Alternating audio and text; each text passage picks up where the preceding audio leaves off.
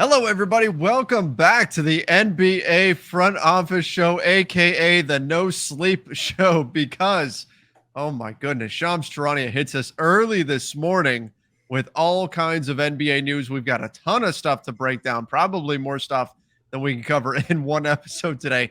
There is going to be all kinds of craziness. It is the week of the NBA draft. Let's go. This is such an exciting time of year. I'm Trevor Lane. You can find me on Twitter at Trevor_Lane. Joined by Keith Smith at Keith Smith NBA. Keith, I'm just going to plan on no sleep for the week because this is going to be an insane week if today's start is any indication of what's going to happen here. Yeah, absolutely. We're full on into the period of the year where it is, am I safe to jump in the shower? Am I going to miss something? I want to have my phone on for notifications at all times. I want to have, everything near me. Thank God after my, experience at the Apple store, I'm back up and running with a new phone. If those who maybe don't follow me on Twitter or missed it, I dropped my phone into a thing of sweet and sour sauce and managed to basically wreck it. And then the Apple store, in the process of fixing it, wrecked it even more. So, but we're back up and running, thankfully. And yeah, man, I hope everybody enjoyed Father's Day, all the dads out there who are watching and listening. And I hope you got plenty of sleep this weekend because I think we just had our last weekend off for a couple weeks. Absolutely. I told my wife. She said, we've got to take our daughter to a birthday party next week. And I looked at her and I said, well, I can't go, right? And she said, why? I said, well, it's 30 minutes away from here. And I said, I can't be, I said, that's an hour, that's an hour of driving plus however long we're there. There's no way I could step away for that long. Who knows what could happen that's the time of year that we're in right now. We're stepping away for any length of time is risking catastrophe because there is a ton going on. And I guess let's just dive into. By the way, I'm fully expecting that my breaking news drop is going to be debuted shortly. Maybe it'll be this show because you never know this time of year when news is going to come out. Man, you could have played it with the breaking news you dropped on me before we started recording. Now, you've never watched The Wire. Yeah, I guess that could have been. I literally turned into the emoji of the guy's head exploding. I was like, wait, what happened? Like, you've never seen The Wire? So, but I get it. All right, I understand your reasoning. It's pretty gritty and real. So that's it for me. I'm one of those people where if it's like the super heavy real life dramas, and I know that's all the rage right now, and that's what tons of all the streaming platforms are producing like crazy. And my wife is way into those. I'm just not interested. The real world, it's messy enough as it is. I don't want to see stuff that has to deal with that. So that's me. That's me. All right, let's get into the real world of NBA rumors and news because we got a big one to lead off with today. Yeah. Kyrie. Oh my goodness. So Keith, we kind of saw this coming a few weeks ago when the story came out about the Nets kind of pulling away from Kyrie, maybe not being so certain on what they were going to offer him. The Nike doing the same thing. Now we're hearing they're at an impasse, according to Shams Charania of The Athletic, and there are teams lining up to register interest in a trade with the teams that Shams mentioned being my Lakers, the Clippers, and the Knicks. So, again, maybe based on what we heard a few weeks ago, this isn't a surprise, right? I mean, you tell a guy that, hey, we don't want to commit to you long term, and that guy still thinks he's the guy, right? That he is top level superstar. They're expecting a certain level of contract. You're not willing to go there. Of course, you're going to wind up at an impasse. So what was your initial take on this situation? And do you think we're heading towards Kyrie Irving now leaving yet another franchise? Yeah, I guess my initial take was, wait, what? Now it's we're not even to the draft yet. Like right. I wasn't even ready for this kind of thing, fully to just drop here on a Monday morning. But I will say it was, like you said, not super surprising, I guess. Just it seemed like kind of the seeds had been laid, for that, or been planted, whatever the phrase is, and it was feeling like, all right, maybe this isn't like a match made in heaven anymore. Yeah. This isn't going to be how this goes down. So that part of it didn't fully shock me, I guess, that we're getting this kind of news. I think what it becomes very interesting is we're starting to see teams, because we're seeing a little bit of this with James Harden in Philadelphia too, right? There's no longer just, well, 5-year max deal, hand it to him and we'll figure it out later. I think teams have seen that year 4 and 5 for some of those guys, you just don't want to deal with it. It just becomes too burdensome to try to build your roster around. And I'm not taking shots here, but like John Wall and Russell Westbrook right now, right? Like Absolutely. those are we're in year 5 of their contracts, and everybody's feeling a little like, boy, I wish I didn't have that $47 million sitting there. So I get it from the Nets side, right? Because they've got to be thinking, what is next that's going to keep Kyrie Irving from doing what we pay him to do, which is play all-star level basketball. And is there going to be another thing? Is there not going to be another thing? This impasse could be as simple as he wants a 5-year max deal, 4-year max deal, and they're saying, no, how about 2 or 3? Or let's just play it out another year and see where it goes. It could be any of those, and that could be the challenge. Now, trades, man, it gets complicated for a number of reasons. One is if he opts out and wants to do a sign and trade, his market is slashed almost by half, because half the team is going to be dancing around hard cap issues. Again, you get hard capped if you acquire a player via sign and trade. So that would become very, very difficult for teams to pull off. If he opts in and gets traded, things open up. Consider right then, basically, all of the other 29 teams are in play, in theory, right? Because some of them he wouldn't go to, but at least in theory. So Shams mentioned the Lakers, the Clippers, and the Knicks as 3 teams that could be interesting. Lakers and Clippers, basically, without getting super silly, they need him to opt in and then get traded. And that's not the worst thing in the world, because then they could work out an extension with him after. They could work out a where next year they give him a max deal, something like that, could happen on those ranges. I would feel a little bit uncomfortable about saying like, hey, we're going to re-sign you to a max deal, right? That's my Celtics Kyrie PTSD. No. That's well warranted. That's for because sure. I mean, he stood there and said he was going to do that, and then it didn't happen, which I'm not complaining about. Just, that is a real thing that happened. Knicks obviously much easier, right? They're miles under the tax apron, so they could do a sign and trade, they could do a straight trade, they could do whatever for him. So it's. I mean, I tweeted in response to it with the Joker saying, "And here we go," because here we go, right? Like we're there now. It's time. What I thought was interesting. This is an aside here. What I thought was funny and completely on brand is that you and I both, within seconds of each other, tweeted Thanos gifs in reaction to the NBA offseason picking up. Our 2 passions coming together. It's perfect. That's right. It's almost like, remember when they did that Marvel telecast of a game where it was like each player was representing a character or something? Like I could be down for another one of those. That was fun. The whole offseason is just embodied by Thanos, apparently. Yeah. And like you said, if Kyrie wants to sign and trade, that wipes out half of the trade location. Well done. There it is. Making connections. I like it. Perfect. Making connections. In terms of this whole situation, we always talk about this, about how you need to take news like this and you need to think about who benefits.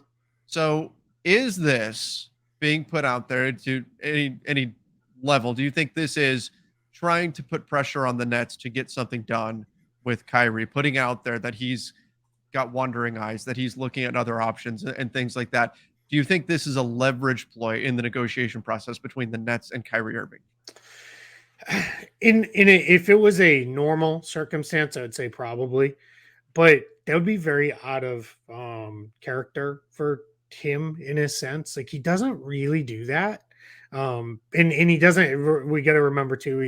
He's not represented by a traditional agency. It's his. I think his aunt represents him, if I remember correctly. I may have that incorrect, but I believe it's his aunt who reps him. So that's also a little bit of a different circumstance than usual. I almost kind of wonder, could this be coming from the Nets to try to get in front of this and let people know, like, hey, it's on him, right? It's not us, it's Kyrie, and kind of a little bit of cover there, because we don't know how it goes. People run with the first thing they hear. and that becomes what it is. That's the story forever. So I don't know. I'm having a little bit of trouble because I also don't know who this truly benefits. I don't think this benefits anybody because it doesn't change anything, right? He's Kyrie Irving. Like if you want him, you're either going to trade for him on his existing deal with him opted in, or you're going to give him a max deal as best you can through a sign and trade anyway. This isn't a guy who's looking to get an extra $5 or $10 million or drum up a trade market that's not going to be there. I mean, it's even with all the hassles, there's probably of the teams that could trade for him, there's probably only a couple that are like, we're good, right? Like we're not interested in going that direction. But that's what I'm saying. Couldn't this be him just kind of, and again, maybe this is far fetched, but just kind of underscoring like, hey, you know what? There's teams out there that want me if you don't want to give me that fifth year or whatever it is. Could be. Yeah, it absolutely could be. Yeah. I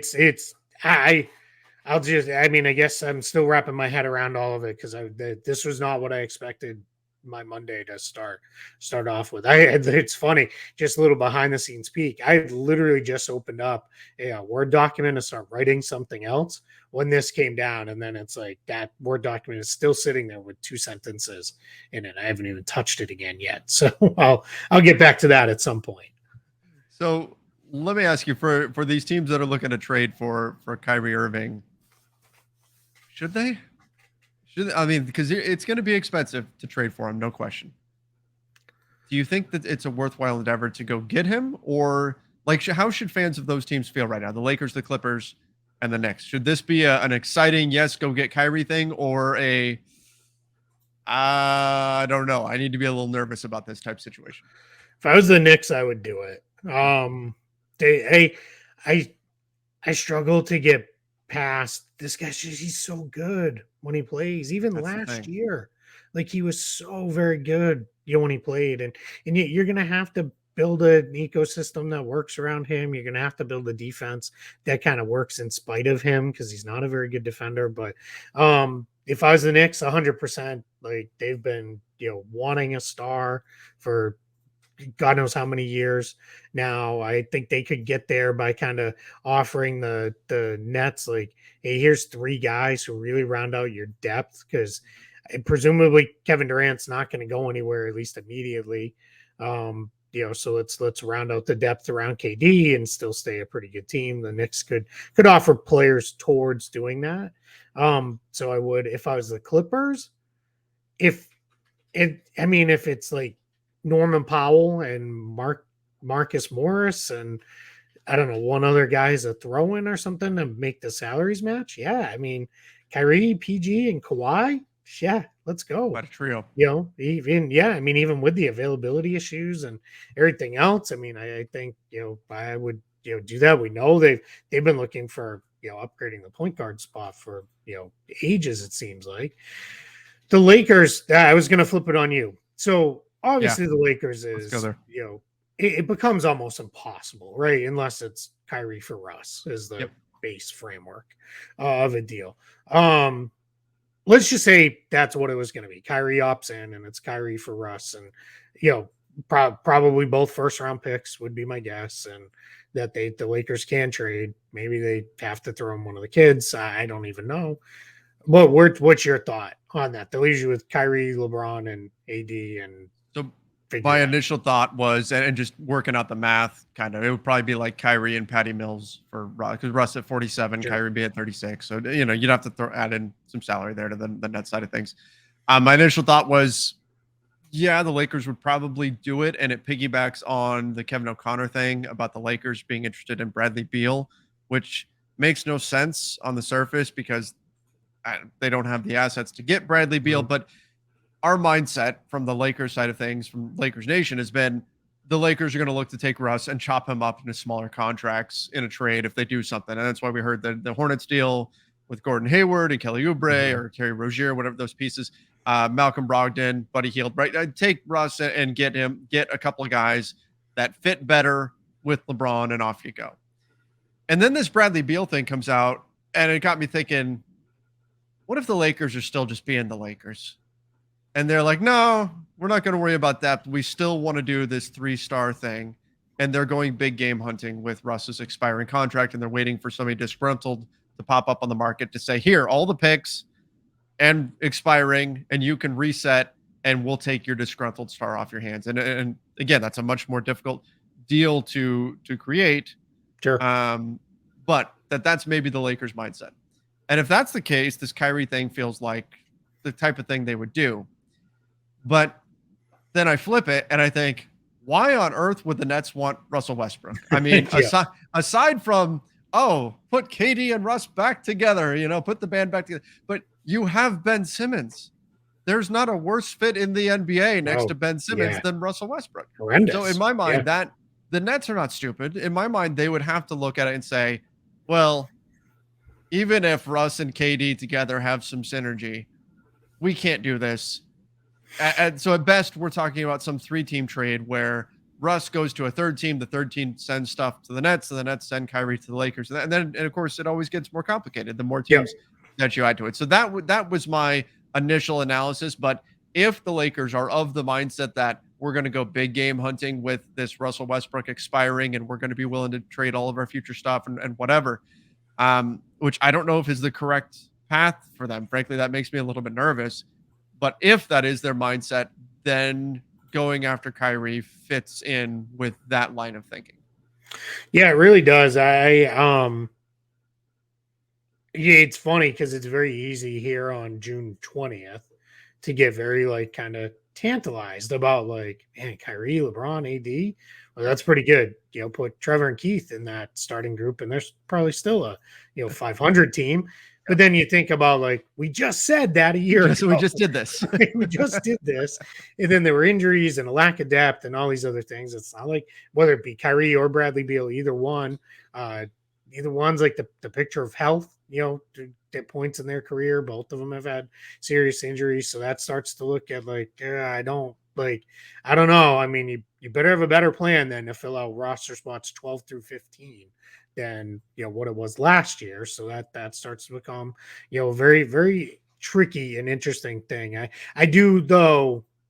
I think there's part right there's a Lakers tax right of a star player available. Lakers are interested. It's how it's always going to go. Right. It's just the reality of it. It was the Knicks for years and years and years until they finally were a combination of bad enough. And then the new front office turned the corner to say, hey, stop. We're not doing the overpriced old veteran who's, way overpaid now anymore. That combination flipped. So man, it's fascinating.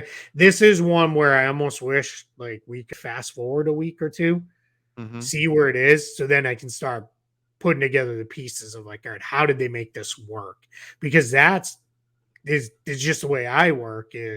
That's where my brain goes. I want to see, how did they make it work? What were the mechanics to even make this complicated of a situation come together? Because it is very, very hard, to do this, especially for two of those 3 teams mentioned because of the hard cap rules and all those things. Let's be very, very clear. If he opts out, there is almost no universe that exists anywhere where a sign and trade to the Lakers or Clippers is even remotely possible, unless somehow there was major salary dumping that went on. It's just you wouldn't have enough left under the hard cap to even fill out the roster, even if it was an even swap of salaries and everything else. So just to make sure we're being very, very clear about that. And we're only talking those 2 specific teams because they were mentioned by Sean's in the reporting.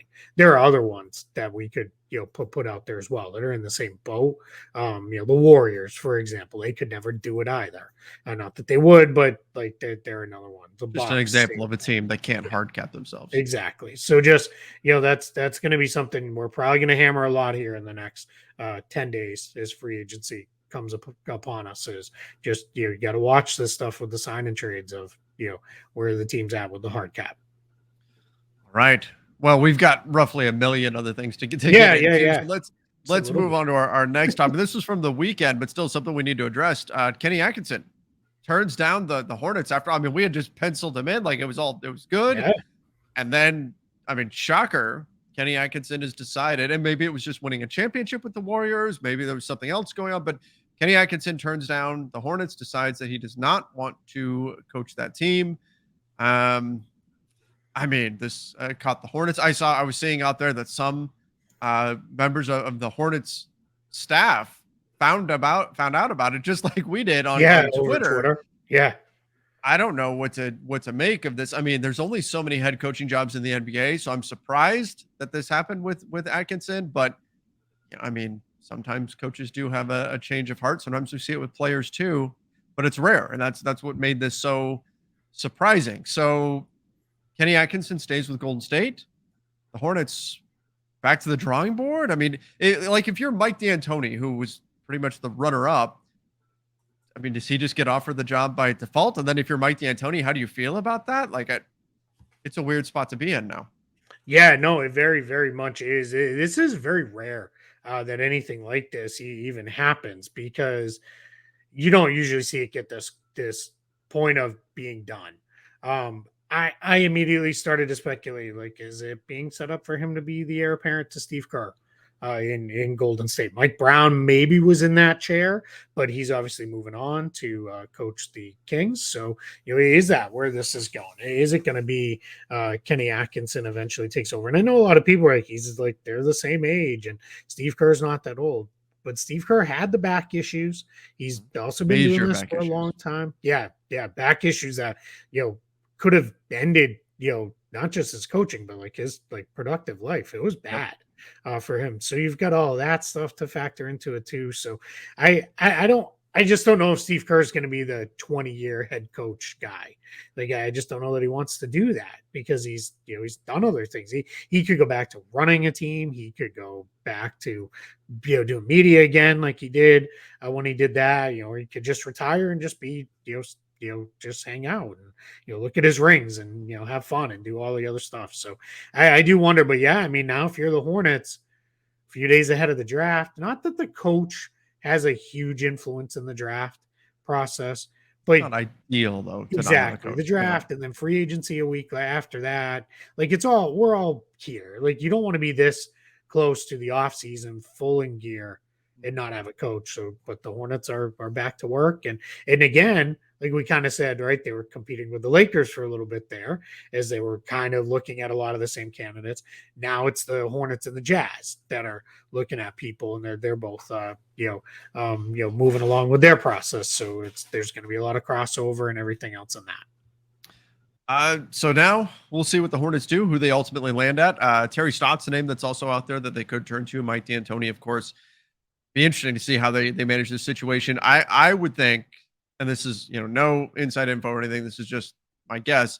I would think that by this point, they're probably so locked in on the draft that it wouldn't surprise me if they didn't kind of get through the draft and then really pick up the coaching search after that. Because I don't think right now you want to divert your attention away from the draft, because it's not just the draft, it's trades, right? We talked about this being the summer of the trade. That is going to be consuming all teams around the league right now. So conducting a coaching search in this current environment would be pretty difficult. I would have to imagine.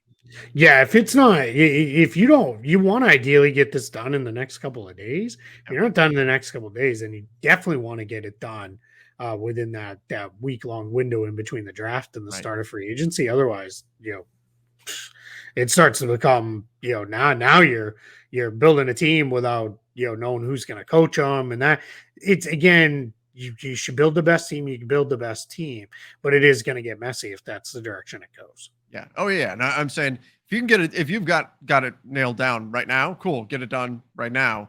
But it's only going to get busier as the week goes along. And so that's going to create more problems in terms of just the logistics of trying to get these interviews in and get this done. If you're even going to go back through the interview process, it could be you just go into negotiations with Mike D'Antoni or Terry Stotts or whoever. Speaking of the Hornets, let's stay on the topic.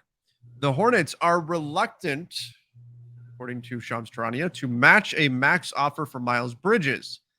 And we talked about who benefits from this.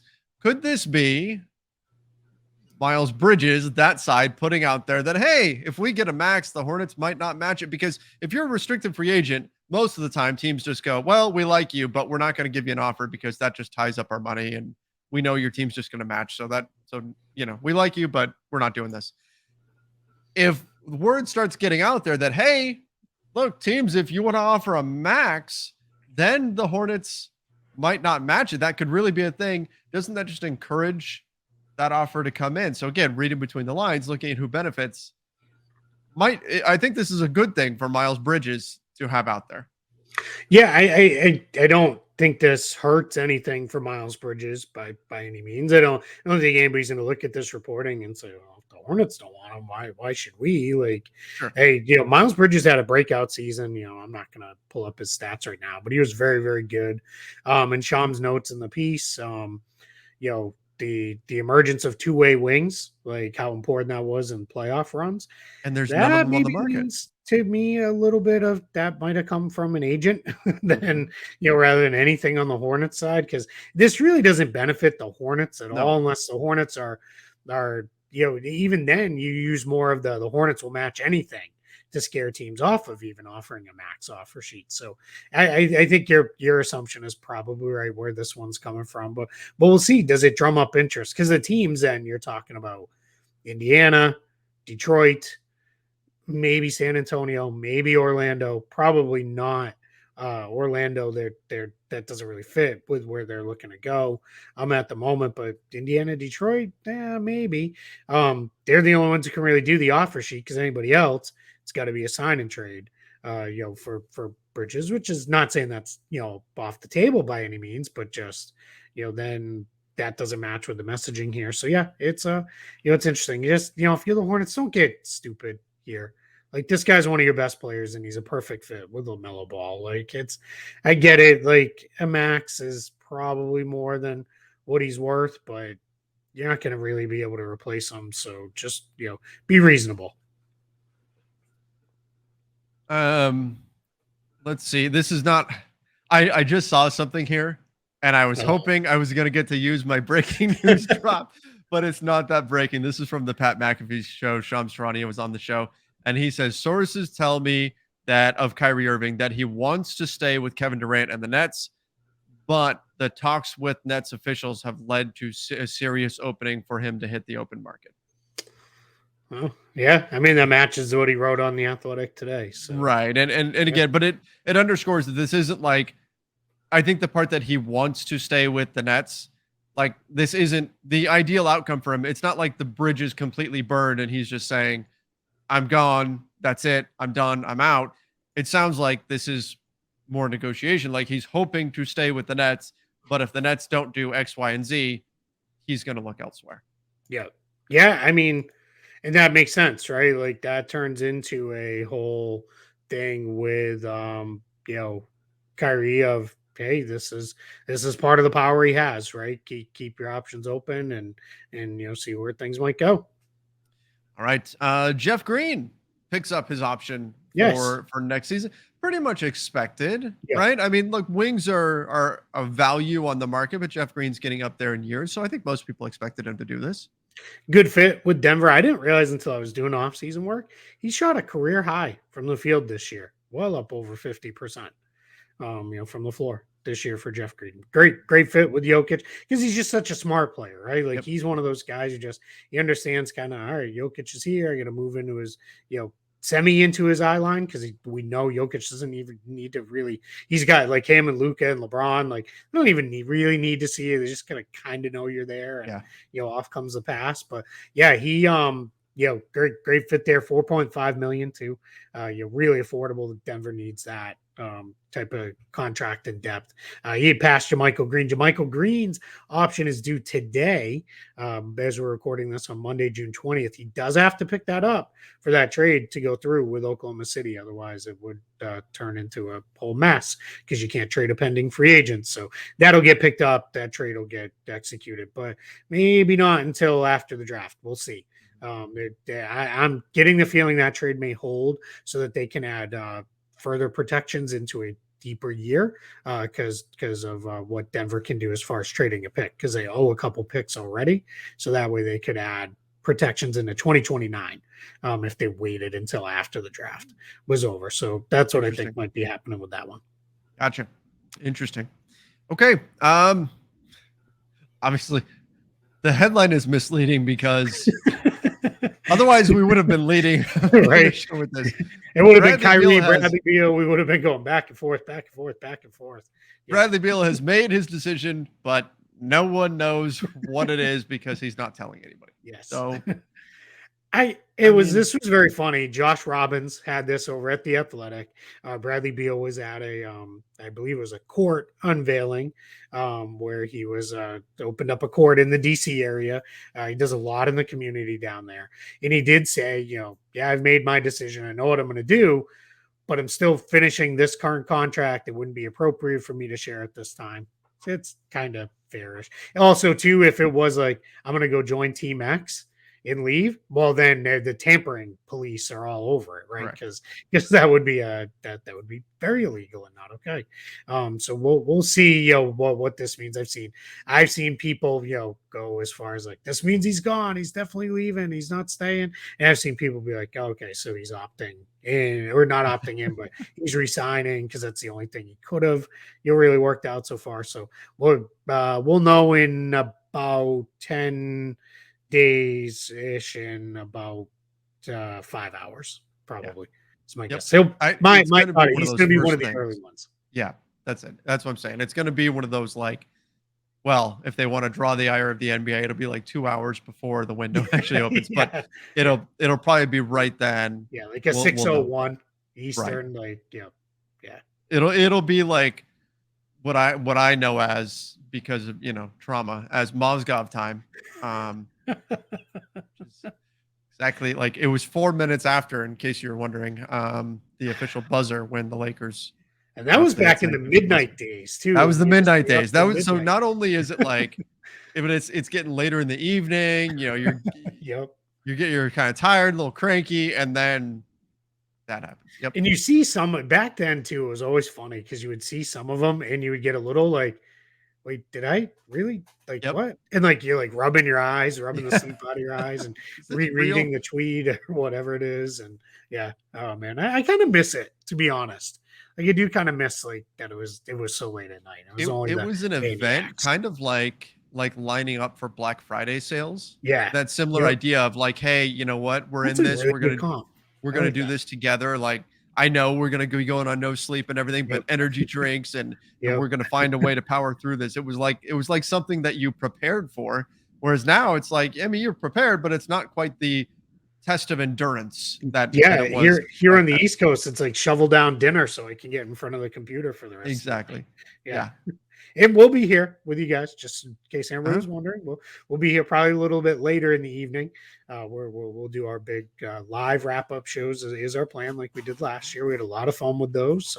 We did 5 of them last year. We did the first 5 nights of frequency, something like that. We had a blast. It was it was great. It was really cool to like, or what happened?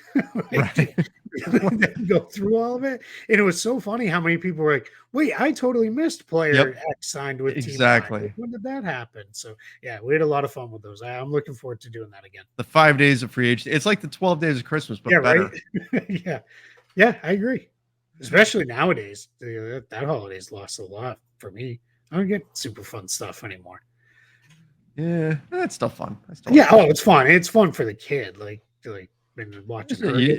Exactly. And this hoops all day hoops. So can't complain. Those are August topics. Let's move on. Thanasis Antetokounmpo picks up his option again. Not a surprise there. Keeping them together with the Milwaukee Bucks. And what's his brother's name again, though? Who's that guy? Kind of like an end of the bench guy, right? Giannis. Giannis, I think that's it. Oh, Giannis. Yeah, I think he's related somehow. He's okay.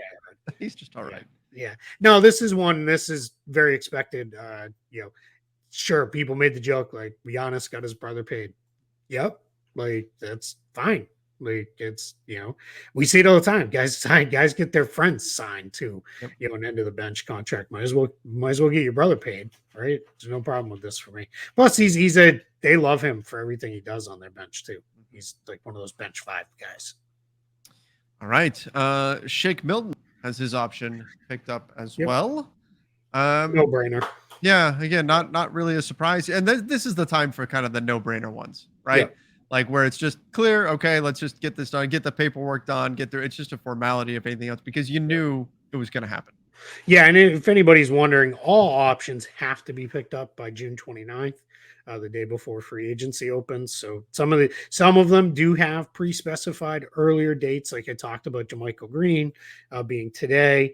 So though some of them are earlier. Shake Milton's was not earlier, but the teams can always do it earlier, or a player can opt in at any point. Like I know, Pete, I know you've probably been asked a billion times, and I've probably been asked slightly less, but when does Russell Westbrook have to opt in? June 29th, but he could today if he wanted to. He could do it today. It doesn't, there's no problem with that. Generally, most of them go down to the day that they're due, or maybe the day before. But yeah, and Shake Milton under $2 million for a rotation guard. Yeah, no brainer. Not even a question. And the player can't be traded until they do opt in. Correct. So yep. As well. Yep. All right. We've got one more for this portion of the show today. Obviously, we are going to have to split this episode into two for today because there's so much going on. Thomas Satoransky looks like he's going to be heading to Barcelona, which means the free agent class gets that much thinner. There is just not much out there in free agency this year. But again, it's going to be the summer of the trade. At least that's what we've been saying. But Satoransky, we've been hearing this for a while, that he's probably going to go overseas. And this adds even a little bit more smoke to that fire.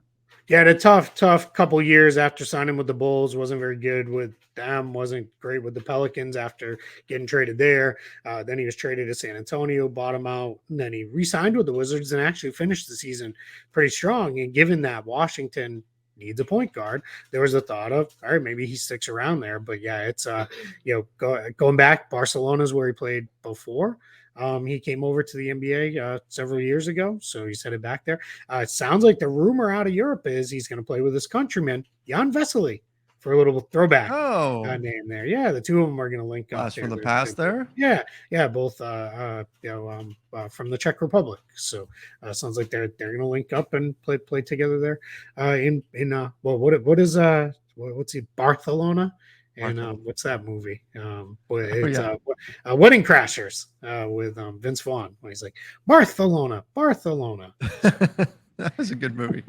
Yeah, that is a good movie. All right. That's a good place to end this one. Yes. Now, we do have more to get into today. That's going to be coming a little bit later. We're going to talk a little bit about the Pacers, trading Miles Turner, potentially, Malcolm Brogdon.